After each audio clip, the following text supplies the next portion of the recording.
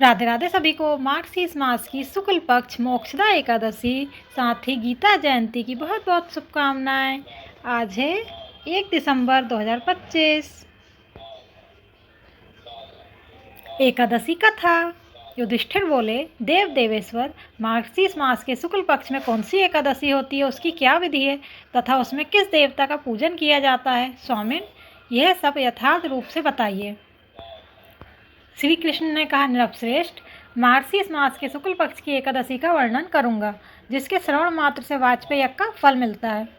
उसका नाम मोक्षदा एकादशी है, जो सब पापों का अपहरण करने वाली है। राजन, उस दिन यत्न पूर्वक तुलसी की मंजरी तथा धूप दीप आदि से भगवान दामोदर का पूजन करना चाहिए।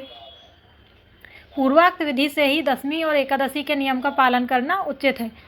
मोक्षदा एकादशी बड़े बड़े पातकों का नाश करने वाली है। उस दिन रात्रि में मेरी प्रसन्नता के लिए नृत्य, गीत और स्तुति के द्वारा जागरण करना चाहिए।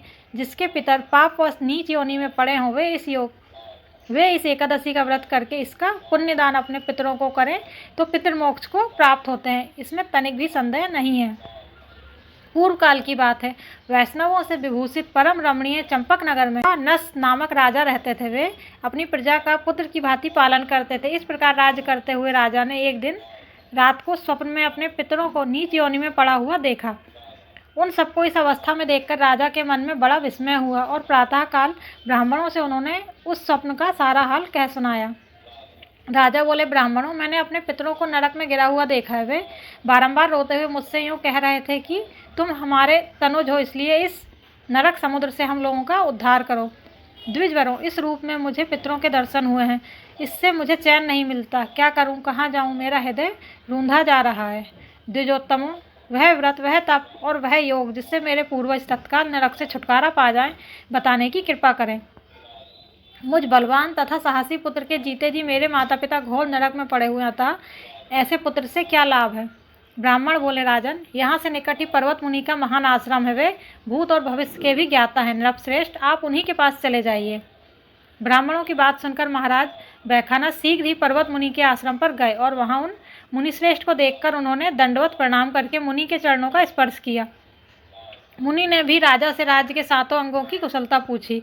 राजा बोले, स्वामिन, आपकी कृपा से मेरे राज्य के सातों अंग सकुशल हैं, किंतु मैंने स्वप्न में देखा है कि मेरे पितर नरक में पड़े हैं। अतः बताइए कि किस पुण्य के प्रभाव से उनका वहां से छुटकारा होगा। राजा की यह बात सुनकर मुनिश्रेष्ठ पर्वत एक मुहूर्त तक ध्यानस्थ रहे। इसके बाद वे राजा से बोले, महाराज, मार्गशीर्ष के शुक्ल पक्ष में जो मोक्षदा नाम की एकादशी होती है, तुम सब लोग उसका व्रत करो और उसका पुण्य पितरों को दे डालो। उस पुण्य के प्रभाव से उनका नरक से उद्धार हो जाएगा। भगवान श्री कृष्ण कहते हैं, युधिष्ठिर, मुनि की यह बात सुनकर राजा पुनः अपने घर लौट आए। जब उत्तम मार्गशीर्ष मास आया, तब राजा बैखानस ने मुनि के कथन अनुसार मोक्षदा एकादशी का व्रत करके उसका पुण्य समस्त पितरों सहित पिता को दे दिया। पुण्य देते ही क्षण भर में आकाश से फूलों की वर्षा होने लगी। बैखानस के पिता पितरों सहित नरक से छुटकारा पा गए और आकाश में आकर राजा के प्रति यह पवित्र वचन बोले, बेटा, तुम्हारा कल्याण हो। यह कहकर वे स्वर्ग में चले गए।